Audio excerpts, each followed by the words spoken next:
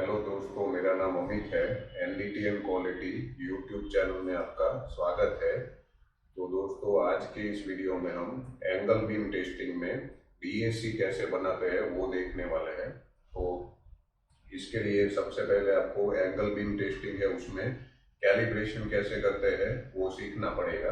तो इसके लिए मैंने अलग से वीडियो पहले ही बना दिया है, वो आप पहले देख लीजिएगा। अभी आज के इस वीडियो में हम डीएसी कैसे प्लॉट करेंगे वो देखेंगे। तो डीएसी जो है वो एक टाइप का कर्व है जो हम एंगल बीम टेस्टिंग में वेल्ड स्कैनिंग के लिए यूज करते हैं। तो इसका रेफरेंस लेके हमको वेल्डिंग का यूटी करना है। तो डीएसी है वो कैसे प्लॉट करते हैं, डीएसी का यूज क्या है, एक्चुअली हम क्यों डीएसी ड्रॉ करते हैं, ये सब हम डिटेल में देखेंगे। तो यहाँ पे सबसे पहले डीएसी जो है उसका फुल फॉर्म क्या है देखिए। डीएसी मतलब कि डिस्टेंस एम्पलीट्यूड करेक्शन, ऐसा इसका फुल फॉर्म है, डिस्टेंस एम्पलीट्यूड करेक्शन।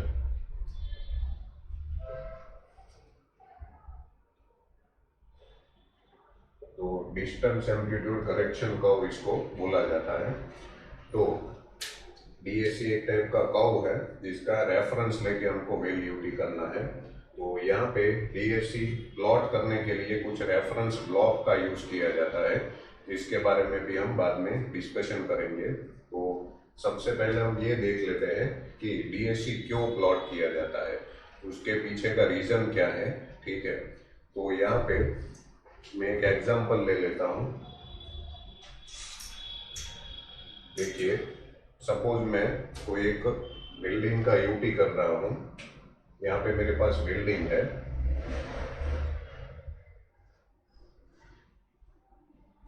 ठीक है, ये मेरा वेल्ड टेस्ट पीस है, इसमें मुझे यूटी करना है। अभी मैं क्या करता हूँ, मेरे पास ऐसा ही एक ब्लॉक है, ठीक है, ऐसा ब्लॉक मतलब कि सेम थिकनेस का मेरे पास एक ब्लॉक है। तो देखिए यहाँ पे मेरे पास एक ब्लॉक है जिसका थिकनेस है, ये 19 mm का ब्लॉक है मेरे पास, और ये जो प्लेट है इसका भी थिकनेस जो है वो 19 mm है। वैसे जनरली 19 mm का प्लेट नहीं मिलता है मार्केट में, 18 mm का और 20 mm का प्लेट होता है। और ये एग्जांपल के लिए हम ये मान के चलते हैं कि 19 mm का मेरा प्लेट है, दो प्लेट जोड़ के मैंने यहाँ पे बट वेल्ड किया है, और मेरे पास ऐसा ये सेम मटेरियल का एक दूसरा ब्लॉक भी है। ठीक है, तो अभी मैं क्या करूँगा, ये जो ब्लॉक है ये मेरा रेफरेंस ब्लॉक है, रेफरेंस ब्लॉक, इसका मुझे रेफरेंस लेना है। ठीक है, इसके लिए यहाँ पे मैंने एक आर्टिफिशियल हॉल कर दिया है, सेंटर में मैंने एक हॉल किया है। ठीक है, तो ये जो सेंटर वाला जो हॉल है इसका मैं रेफरेंस लूंगा, और यहाँ पे सपोज कोई एक डिसकंटिन्यूटी है, वेल्डिंग में मुझे सेंटर में ही एक ऐसा डिसकंटिन्यूटी मिलता है। ठीक है, ये जो रेफरेंस ब्लॉक है इसमें डिसकंटिन्यूटी मुझे पता है यहाँ पे कि एक डिसकंटिन्यूटी है, जिसका रेफरेंस लेके मैं ये डिसकंटिन्यूटी ढूंढने की ट्राई करता हूँ। वेल्डिंग में डिसकंटिन्यूटी है वो मुझे पता नहीं है, ठीक है, पहले से पता नहीं होगा, पर रेफरेंस ब्लॉक में जो डिसकंटिन्यूटी है वो मुझे पहले से पता है। तो मैं क्या करूँगा, अभी सबसे पहले वेल्डिंग का यूटी करने से पहले ये जो ब्लॉक है मेरे पास रेफरेंस ब्लॉक, उसमें जो डिसकंटिन्यूटी यहाँ पे है उसका रेफरेंस लूंगा, और एक पॉइंट जो है वो यहाँ पे मैं क्रिएट करूंगा रेफरेंस लेके। जैसे सपोज यहाँ पे ये मेरा सीआरटी स्क्रीन है, तो सीआरटी स्क्रीन में ये इसका रेफरेंस लेता हूँ, तो मैं यहाँ पे प्रोब रखता हूँ, यहाँ पे मैं प्रोब रखूंगा, और ऐसे इसका हॉल जो है मैं पकड़ूंगा, और इसका हॉल का जो इको जो है वो ऐसे मुझे मिलता है। ठीक है, ये मैंने 80% कर दिया है, यहाँ पे ये इको का हाइट जो है मैंने 80% कर दिया है। ठीक है, तो अभी ये मुझे रेफरेंस मिल गया, इससे क्या पता चला कि सपोज ये 19 mm जो है यहाँ पे सेंटर में हॉल है, तो सेंटर में हॉल है मतलब इसका डेप्थ जो है वो कितना है, ऊपर से 9.5 mm। ठीक है, तो वेल्डिंग में भी सपोज कोई डिसकंटिन्यूटी मिलेगा जिसका डेप्थ जो है ऊपर से 9.5 mm होगा, और जिसका ये जो हॉल जो है इसका साइज और यहाँ पे जो वेल्डिंग में डिस्कन्टिन्यूटी मिल रहा है उसका साइज, दोनों का साइज भी सेम होगा, तो मुझे यहाँ पे ही इको मिलेगा और उसका हाइट जो है वो भी सेम मिलेगा। ठीक है, एक्चुअल में वेल्डिंग में मुझे पता नहीं है कि कौन सा डिस्कन्टिन्यूटी कहाँ पे होने वाला है, पर मैं एक एग्जांपल लेता हूँ कि पहले से मुझे पता हो सपोज कि इस टाइप का डिस्कन्टिन्यूटी है, अगर वेल्डिंग में भी ये सेम डिस्कन्टिन्यूटी मुझे मिलता है तो क्या होगा, सेम जगह पे सेम टाइप का इको मुझे मिलने वाला है। तो ये मैंने रेफरेंस ले लिया।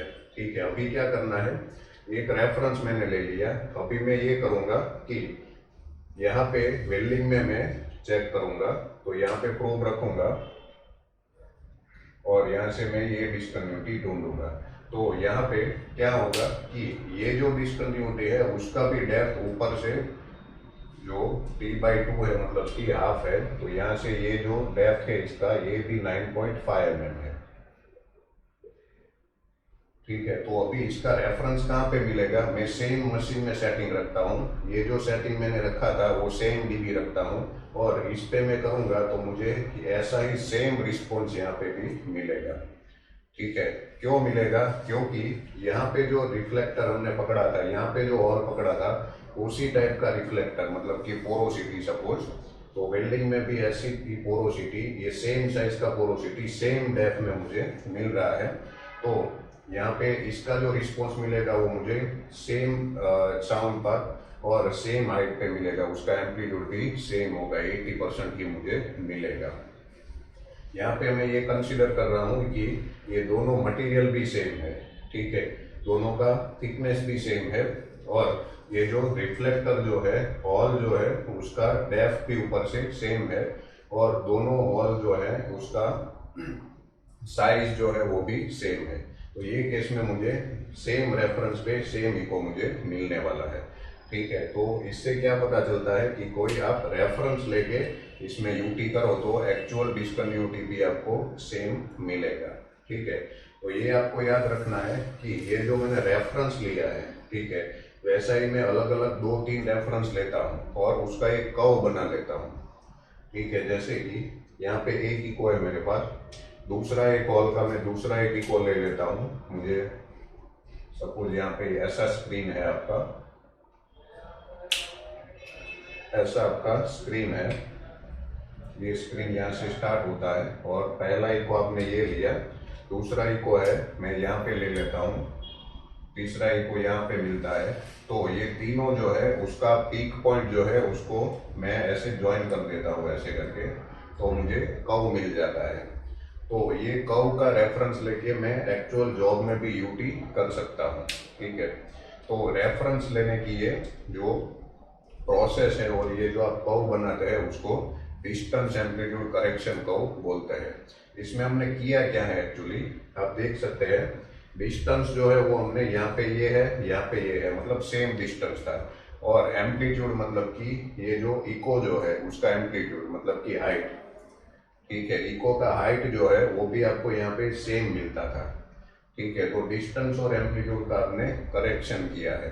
करेक्शन करना मतलब कि एक्चुअल आप रिफ्लेक्टर में जो मिलता है वही सेम आपको मिलेगा, आपने करेक्शन कर दिया है। तो क्यों मिलेगा, क्योंकि ये सेम है, ये जो डेप्थ है और ये जो डेप्थ है वो सेम है, इसलिए सेम हाइट आपको मिलता है।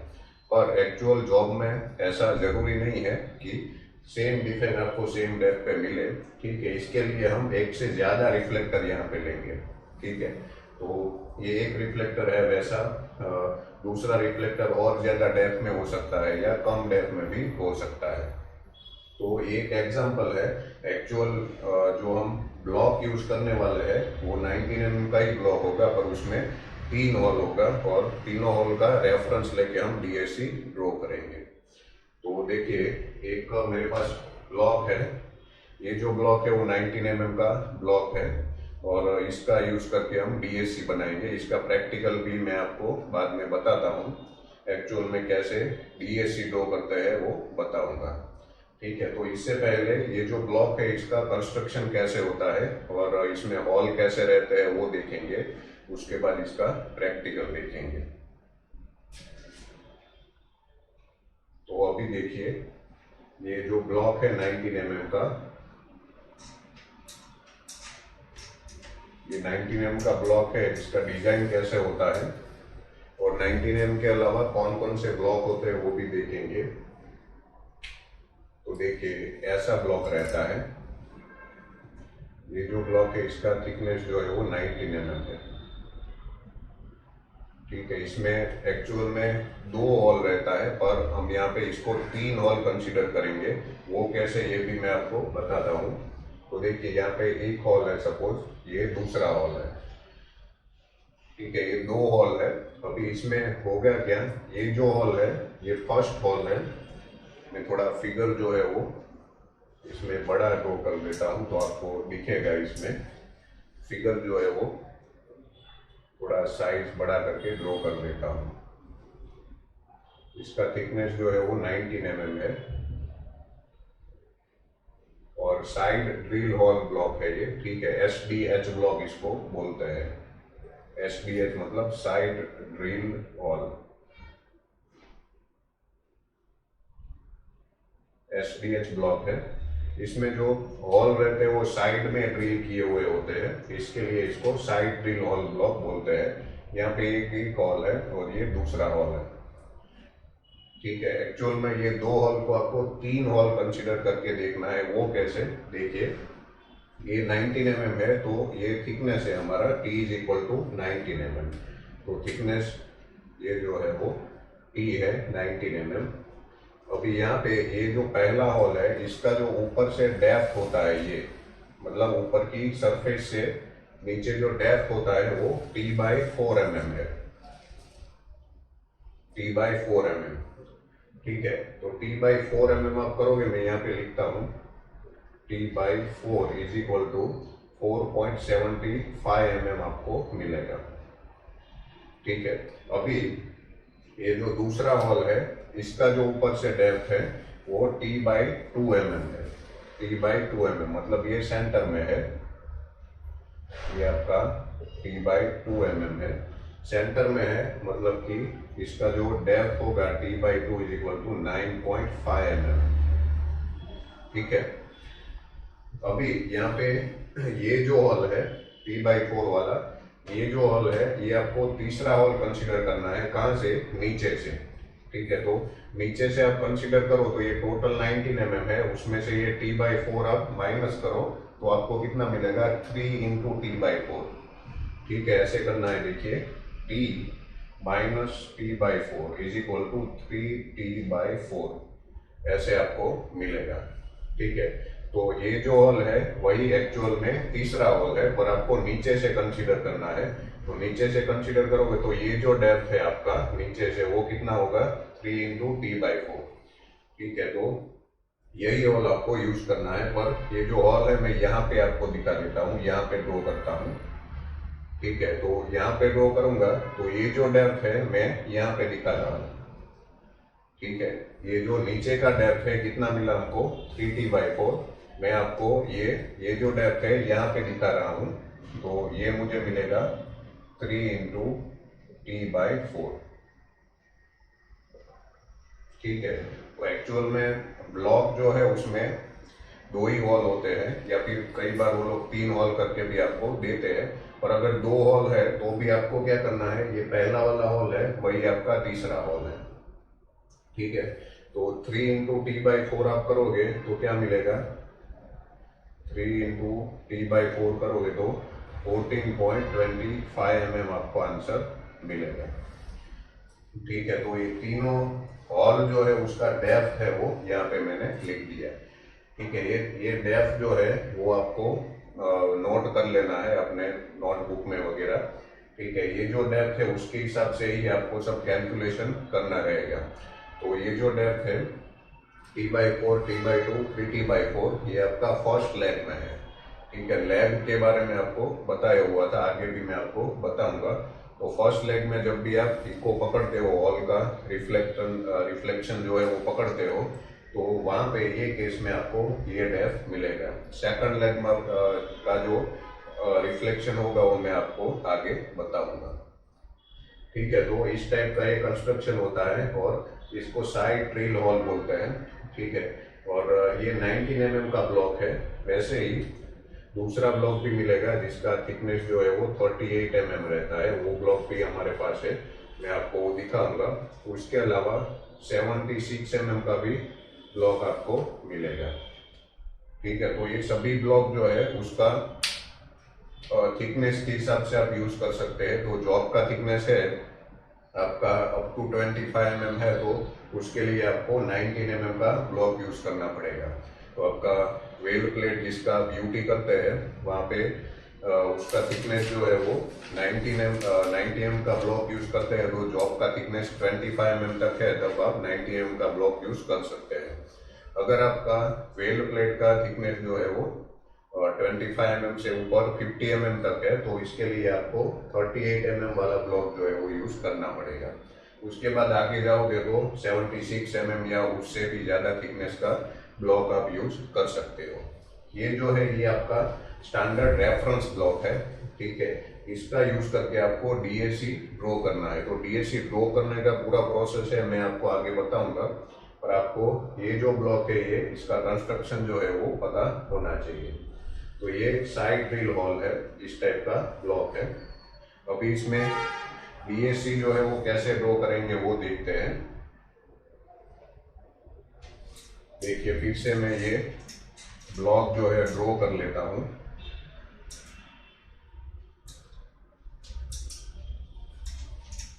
अभी देखिए यहाँ पे मैंने जैसे बताया कि 3 हॉल होते हैं, सॉरी 2 हॉल होते हैं, पर हमको 3 हॉल पकड़ के चलना है। तो अभी मैं यहाँ पे 3 हॉल है ऐसे ही पकड़ के चलता हूँ। देखिए ऐसे ही मान के चलता हूँ कि यहाँ पे 3 हॉल है, और ब्लॉक जो है फिर से यहाँ पे ड्रॉ कर देता हूँ। ठीक है, ये 3 हॉल है ऐसे। ठीक है, अभी हमको क्या करना है, ये जो हॉल है, ठीक है, तीनों हॉल को हमको पकड़ना है। इसके लिए जो आप प्रोब यूज करते हो वो सेम प्रोब आपको यूज करना है। जैसे 45, 60, 70 जिसका भी प्रोब से आप डीएससी बनाना चाहते हो वो प्रोब यूज करके आपको मशीन वगैरह कनेक्ट करना है और कैलिब्रेशन करना है। और मशीन आपका कैलिब्रेट हो जाए तो उसके बाद आपको इसमें डीएससी बनाने का प्रोसेस स्टार्ट करना है। मशीन में डेटा जो आपको यहाँ पे इंसर्ट करना है, तो आपका जो मशीन प्रोब जो है उसका एंगल जो है वो आपको अंदर ऐड कर देना है। उसके अलावा क्या क्या सेटिंग और करना है वो मैं आपको बाद में बताऊंगा। यहाँ पे देखिए सबसे पहले आपको क्या करना है, ये पहला वाला हॉल जो है वो पकड़ना है। इसका थिकनेस टोटल जो है वो 19 mm है। ठीक है, T is equal to 19 mm। तो यहाँ से सबसे पहले आप पहला जो हॉल है वो पकड़ेंगे। तो क्या होगा, इसमें यहाँ से आप प्रोब रखते हैं ऐसे, तो ऐसे ये हॉल आपने पकड़ा है। इसका जो इको है वो आपको स्क्रीन पे मिलेगा। सपोज ये आपका CRT स्क्रीन है। इसमें जो रेंज कैसे रखना है वो भी मैं आपको प्रैक्टिकल में बताऊंगा कि कैसे ये जो रेंज है वो सिलेक्ट करना है। और अभी के लिए सपोज आपने रेंज सिलेक्ट कर लिया और उसके बाद पहला जो इको है आप पकड़ते हो। तो पहला इको पकड़ते हो तो ये जो हॉल है हमारा, इसका थिकनेस जो है, सॉरी डेप्थ जो है D is equal to T/4 है। तो यहाँ पे आपको जो इसका आंसर मिलता है वो क्या मिलेगा, इसका जो डेप्थ है वो मैंने आगे बताया 4.75 mm। ठीक है, तो यहाँ पे आपको करना क्या है कि इसका जो इको मिलता है वो इको को सबसे पहले मैक्सिमम करना है, और मैक्सिमम करके उसको 80% सेट करना है। तो यहाँ पे इसका इको मिला, इसको यहाँ पे 80% आपने सेट कर दिया। और ये जो इको 80% सेट करने के लिए आपको जो डीबी मिलता है उसको रेफरेंस डीबी या डीएससी डीबी बोलते हैं। तो सपोज मैं यहाँ पे लिख देता हूँ डीएससी डीबी। जो भी आपको मिलता है वो आपको नोट करके रखना है अपनी नोटबुक में। सपोज ये पहला इको है, उसको आपने मैक्सिमम किया, 80% सेट किया, और उसको पकड़ने के लिए जो आपको डीबी चाहिए वो 50 dB लिख देता हूँ। जो भी आपको मिले वो आपको लिखना है।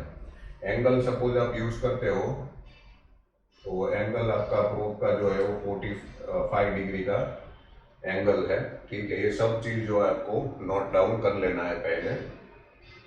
ठीक है, तो यहाँ पे आप इसके ऊपर गेट ले जाओगे तो आपको डेफ जो है वो इसके आसपास मिलना चाहिए। एक्चुअल में क्या है कि ये जो T/4 डेप्थ है वो यहाँ पे हॉल के सेंटर से है और आपका जो वेव है वो ऊपर की सरफेस है, हॉल का ऊपर का सरफेस है, वहां से रिफ्लेक्ट होके वापस आएगा। तो एग्जैक्ट डेप्थ जो है ये आपको नहीं मिलेगा, उससे कम ज़्यादा मिल सकता है।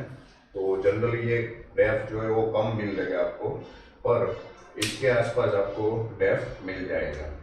ठीक है, तो ये आपको एक मिल गया। और पहला वाला जो आपने सेट किया वो आपका रेफरेंस डीबी पे सेट करना है, या फिर उसको BSc डीबी आप बोल सकते हैं। ये आपका रेफरेंस डीबी या BSc डीबी आप इसको बोल सकते हैं। अभी ये डीबी जो है वो आपको चेंज नहीं करना है, ये डीबी सेम रखना है और दूसरा हॉल आपको पकड़ना है। यहाँ पे ये बात याद रखना है कि पहला जो 3 हॉल आप पकड़ते हैं, ये जो हॉल है ये आप फर्स्ट लेग में पकड़ रहे हैं। ठीक है, तो फर्स्ट लेग में ही आपको इको मिलना चाहिए और उसके हिसाब से कैलकुलेशन करना है। तो ये मेरा पहला पोजीशन था प्रोब का और पहला इको मुझे यहाँ पे ऐसा मिला। दूसरा अभी ये डीबी सेम रखना है और दूसरा इको आपको पकड़ना है। तो दूसरा इको आप यहाँ से ऐसे पकड़ते हो तो यहाँ पे आपका जो इको होगा ये दूसरा पोजीशन है, ये इको यहाँ पे आपको ऐसे मिलता है। इसका हाइट जो है वो आपको कम मिलेगा, क्योंकि यहाँ पे ये डिस्टेंस जो है वो ज़्यादा हो गया। ठीक है, डिस्टेंस का करेक्शन करने के लिए ही हम ये DSc ड्रॉ कर रहे हैं। तो ये जो यहाँ पे दूसरा इको मिलेगा वो कम मिलेगा, क्योंकि अकोस्टिक इम्पीडेंस की वजह से इसमें एनर्जी लॉस वगैरह सब होता है, तो इसके लिए ये इको का हाइट कम मिलेगा। तो दूसरा जो इको है इसका हॉल है उसका डेप्थ जो है वो T/2 है। तो आपको कितना मिलेगा, ये इसके ऊपर गेट ले जाओगे तो डेप्थ जो है वो आपको 9.5 mm आसपास मिलेगा। ठीक है, तो ऐसे मतलब आपको पता चलेगा कि एक्चुअल में हमारा इको जो है वो यही हॉल का है। ठीक है, स्क्रीन पे एक से ज़्यादा इको आपको मिल सकते हैं, पर एक्चुअल में आपका इको कौन सा है वो कैसे पता चलेगा, उसके लिए आपको इसके ऊपर गेट ले जाना है। या फिर पहला इको होगा तो उसके लिए आपको उसके ऊपर गेट ले जाना है और डेप्थ जो है वो आपको यहाँ पे मिलेगा। ठीक है, ये जो डेप्थ है वो इसके नज़दीक आना चाहिए जो भी इको आप पकड़ रहे हो। इसके बाद यहाँ पे तीसरा हॉल जो है वो पकड़ना है, सेम डीबी रखना है। ठीक है, DSc डीबी जो है वो मुझे चेंज नहीं करना है through out practical, through out DSc जब आप ड्रॉ करते हो तो DSc डीबी चेंज नहीं करना है। ये तीसरा पोजीशन पे मैं यहाँ से पकड़ता हूँ ऐसे करके। ठीक है, अभी यहाँ पे एक बात याद रखना है, तीसरा जो हॉल है वो एक्चुअली हमारा पहला ही हॉल होगा। ठीक है, हमने यहाँ से जो डेप्थ है वो ये डेप्थ कंसीडर किया है। तो आपको क्या करना है, ये होल को पकड़ना है तो आप नीचे से प्रोब रख के ऐसे पकड़ सकते हो, और अभी के लिए मैं ऊपर से ही बता रहा हूँ। तो तीसरा जो होल है ये मेरा दूसरा था, ये यहाँ पे तीसरा हॉल का जो इको मिलेगा वो इससे भी कम मिलेगा, क्योंकि यहाँ पे और एनर्जी लॉस होगा और डेप्थ में हॉल है इसके लिए। ठीक है, तो इसका जो डेप्थ आपको मिलेगा वो 3 × T/4 मिलेगा, जो 14.25 mm होता है। ठीक है, तो यहाँ से ये आपको ऐसे 3 इको मिलेंगे। उसके बाद यहाँ पे चौथा इको आपको ढूंढना है। तो चौथे इको के लिए आपको ये जो हॉल है ना उसको सेकंड लेग में पकड़ना है। ठीक है, सेकंड लेग में पकड़ने के लिए आपको उल्टे से स्टार्ट करना है, मतलब ये जो तीसरा हॉल है, ठीक है, उसको पहले पकड़ना है। ठीक है, मतलब सबसे पहले आपने पहला दूसरा तीसरा किया, अभी चौथा जो आप इको यहाँ पे पकड़ेंगे उसके लिए आपको क्या करना पड़ेगा, ये तीसरा जो इको आपने हॉल जो पकड़ा वो सेम पकड़ना है और सेकंड लेग में पकड़ना है। वो कैसे होगा, देखिए यहाँ पे ये तीसरा इको था आपका, अभी चौथे पोजीशन के लिए आपको ये जो पोजीशन है प्रोब का वो और पीछे ले जाना है। और पीछे ले जाओगे तो क्या होगा, यहाँ पे एक पोजीशन ऐसा मिलेगा, ये 4 नंबर का है, जहाँ पे वेव जो है वो ऐसे जाएगा और यहाँ से ऐसे पकड़ेगा। इसको सेकंड लेग में आपने जो तीसरा हॉल है वो आपने सेकंड लेग में पकड़ा है, ऐसे आप पकड़ के मान के चल सकते हैं। ठीक है, तो यहाँ पे जो इको मिलेगा वो और छोटा आपको मिलेगा। ठीक है, तो सपोज यहाँ पे ऐसे इको आपको मिलता है, ये आपका 4 नंबर का इको है। और यहाँ पे अभी डेफ जो है वो कैसे कैलकुलेट करेंगे, चौथा नंबर का पोजीशन है, उसके लिए डेफ कैसे कंसीडर करेंगे।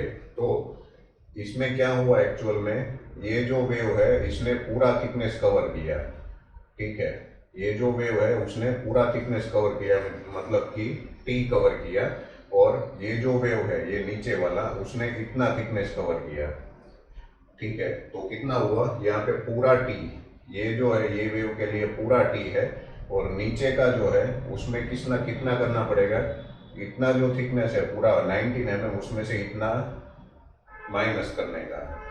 ठीक है, देखिए यहाँ पे ये जो थिकनेस है 19 है, उसमें से ये आप माइनस करोगे, ये कितना है ऊपर का 14.25 mm, या फिर थ्री टी बाई 4 mm। ठीक है, तो 19 में से 3t/4 आप माइनस करोगे, 19 में से 14.25 माइनस करोगे तो क्या मिलेगा, 4.75 mm आपको मिलेगा। ठीक है, तो फाइनली इसका जो ये तीसरा जो हॉल है उसका डेप्थ आपको कैसे निकालना है, सेकंड लेग में t प्लस t/4, ये आप करोगे तो कितना मिलेगा, 19 प्लस 4.75, मतलब इसका जो आंसर मिलेगा 23.75 mm। ठीक है, अभी आप देख सकते हैं इतना डेप्थ, ये जो है थियोरेटिकल डेप्थ है एक्चुअली, क्योंकि हॉल का जो डेप्थ है वो तो इतना ही है, कितना है 14.25। ठीक है, पर आप इसको सेकंड लेग में ले रहे हैं तो मशीन आपको इतना डेप्थ दिखाएगा, और इसके लिए मशीन में आपको थिकनेस जो है वो डबल थिकनेस डालना पड़ेगा।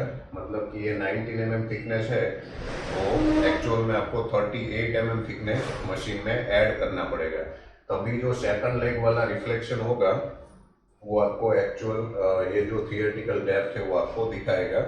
और आपको पता चलेगा कि ये हॉल जो है वो आपको सेकंड लेग में से मिल रहा है। ठीक है, ये जो रिफ्लेक्शन है 4 नंबर का वो आपको सेकंड लेग में से मिल रहा है। आपको कैसे पता चलेगा, उसके लिए मशीन में ये थिकनेस आपको मिलना चाहिए, और ये थिकनेस आपको तभी मिलेगा जब आप मशीन में इससे डबल थिकनेस डालोगे, मतलब कि 19 की जगह 38 mm थिकनेस आपको ऐड करना पड़ेगा। ठीक है, तो ये 4 नंबर का हॉल है। अभी वैसे ही अभी उल्टा जाना है, ये आपने पकड़ा, अभी ये पकड़ना है। ठीक है, तो 5 नंबर के लिए देखिए, तो 5 नंबर की पोजीशन के लिए यहाँ से आपको ऐसे करके ऐसे ये हॉल पकड़ना है। यहाँ पे ये मेरा 5 नंबर का पोजीशन है, और इसका जो इको मिलेगा वो और छोटा मुझे मिलेगा क्योंकि और ज्यादा डेप्थ है। तो ये 5 नंबर का मेरा हॉल का इको है।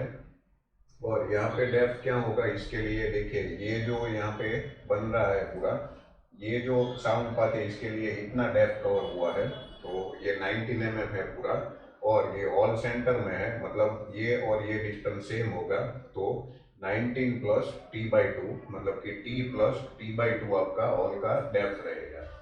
तो यहाँ पे डेप्थ जो होगा वो कितना मिलेगा 5वें हॉल के लिए, t plus t/2 is equal to 19 plus 9.5 is equal to, इसका आंसर मिलेगा 28.5 mm।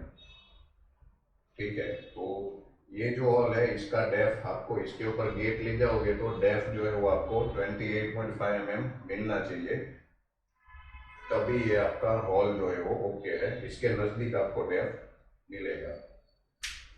और इसके बाद लास्ट हॉल जो है वो हमको ये पकड़ना है, जो सबसे पहले हमने पकड़ा था वो लास्ट में आएगा सेकंड लेग में। तो यहाँ पे मैं सपोज प्रूव रखता हूँ, और ये मेरा 6 नंबर का है, तो ऐसे करके मुझे पकड़ना है ऐसे। तो ऐसे आप पकड़ोगे तो यहाँ पे इको मिलेगा लास्ट वाला, और सबसे छोटा मिलेगा ये 6 नंबर का है। ठीक है, और इसका जो इको मिलेगा इसमें डेप्थ आप देखिए तो पूरा टी ये कवर किया, और ये नीचे का पोर्शन मतलब टी माइनस ऊपर का t/4 माइनस करना है, तो एक्चुअल में फाइनल डेप्थ क्या आएगा, t प्लस 3t/4। ठीक है, तो D is equal to T plus 3T/4 आपको मिलेगा, तो 19 प्लस 14.25, तो आंसर मिलेगा 33.25 mm। ठीक है, तो इसके ऊपर गेट ले जाओगे तो आपको इतना या इसके नज़दीक आपको डेफ मिलना चाहिए, तभी आपका जो पीछे वाला फाइनल इको जो मिला हो ओके है। ठीक है, तो अभी यहाँ पे ये 6 हॉल जो है ये हमने पकड़ा, और इसका एक्चुअल में तीन ही हॉल है, और हमने इसको सेकंड लेग में भी पकड़ा था, इसके लिए टोटल 6 रिफ्लेक्शन मिला है। वो 6 रिफ्लेक्शन मिला है, उसको आप ऊपर से ऐसे ज्वाइन कर दोगे तो कर्व मिलेगा। ऐसे आपको इसको ज्वाइन करना है, मैं यहाँ इसको ज्वाइन कर लेता हूँ ऐसे। इसको ज्वाइन करोगे तो आपको कर्व मिलेगा, इसको DSC कर्व बोलते हैं। ठीक है, DSC का फुल फॉर्म है डिस्टेंस एम्पलीट्यूड करेक्शन। और यहाँ पे कई बार ऐसा हो सकता है कि आपको पहला 3 इको मिल पाएगा या 4 इको मिल पाएगा, उसके बाद का इको है उसका हाइट जो है वो बहुत कम होता है, तो आप नहीं लोगे तो भी चलेगा। पर आपके फाइनली आपके प्रोसीजर में क्या लिखा है कि कितने हॉल का DSC बनाना है, वो देखना है कि मिनिमम इतने रिफ्लेक्शन लेने ही है, तो आपको उतना मिनिमम रिफ्लेक्शन लेना ही पड़ेगा। या उसके अलावा आप इसमें स्प्लिट DSC का भी एक ऑप्शन आता है, वो बाद में कोई और वीडियो में देखेंगे, तो स्प्लिट DSC का भी आप ऑप्शन यूज कर सकते हैं। पर जनरली ये 3 पॉइंट या 4 पॉइंट का DSC है वो इनफ रहता है। और यहाँ पे जो इको का हाइट है, ठीक है, वो 10% से कम है सपोज, तो इको आपको नहीं लेना है। ठीक है, वो ज़रूरत नहीं है।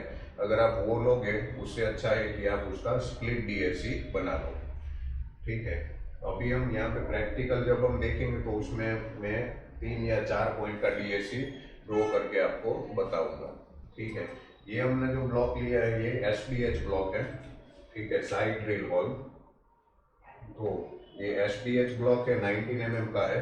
वैसे ही आप 38 mm का ब्लॉक लेते हो तो ये पूरा कैलकुलेशन है वो डिफरेंट हो जाएगा, मतलब कि इसमें जो हॉल का डेफ वगैरह सब होगा वो अलग होगा। वैसे ही 76 mm का अलग होगा, और ब्लॉक लोगे तो उसका भी डेफ अलग हो सकता है। तो उसके लिए आपको एक टेबल ड्रॉ करना पड़ेगा। ठीक है, DSC जब आप बनाते हो तो एक्चुअल में कितना डेप्थ हमको चाहिए, साउंड पाथ हमको चाहिए, और उसमें आपको कितना मिलता है, मतलब रिक्वायर्ड इतना है और एक्चुअल इतना है, वो आपको पता होना चाहिए, वो आपको रिकॉर्ड करना है। तो इसका एक टेबल है, वो टेबल मैं आपको अभी बताऊंगा। तो अभी 19 mm के लिए हम वो टेबल बनाएंगे, पर सपोज आप 38 mm या 76 mm का भी ब्लॉक लेते हैं तो उसके लिए वो टेबल आप यूज कर सकते हैं।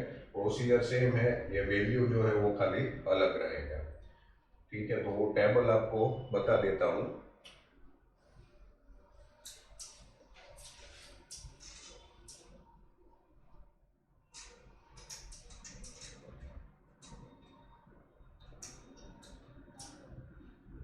आप जरा कैलकुलेशन करना। देखिए, सबसे पहले यहाँ पे सीरियल नंबर, उसके बाद ऑल डेफ,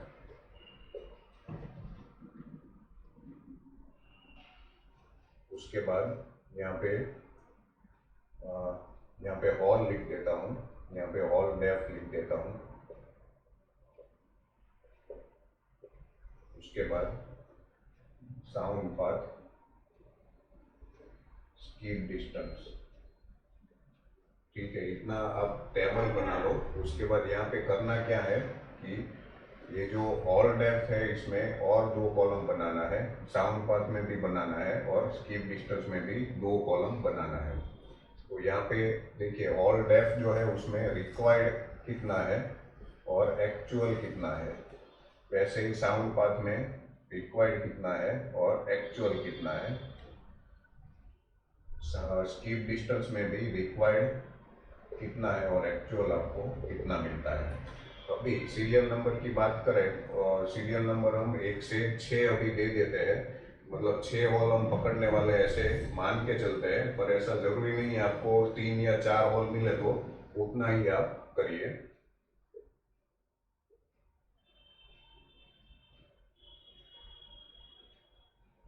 ठीक है। हॉल जो है सबसे पहले मेरा T/4 का होगा, उसके बाद T/2, 3T/4, उसके बाद T प्लस T/4,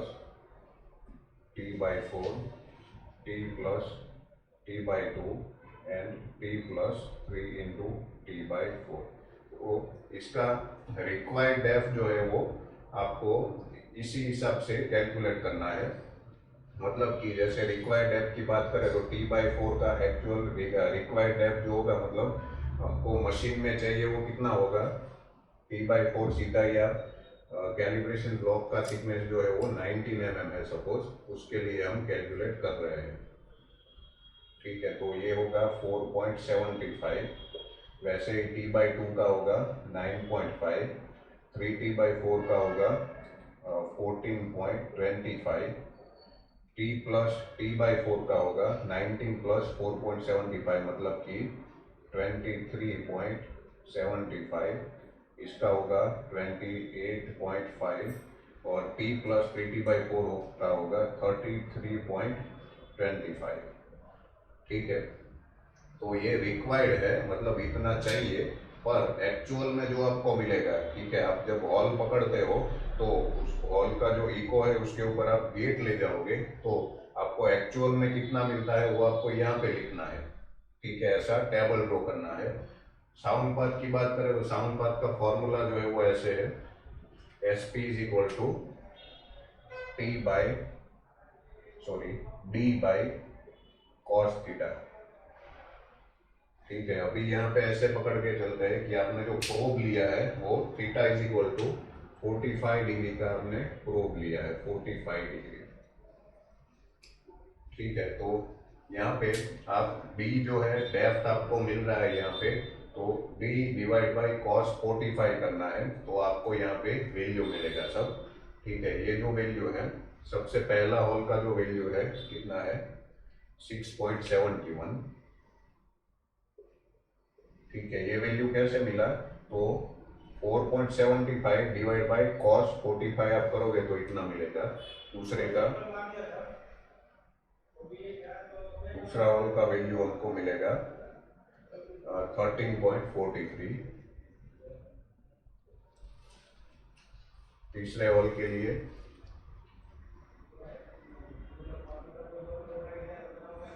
20.15। चौथे होल के लिए 33.58। बाद में पांचवें होल के लिए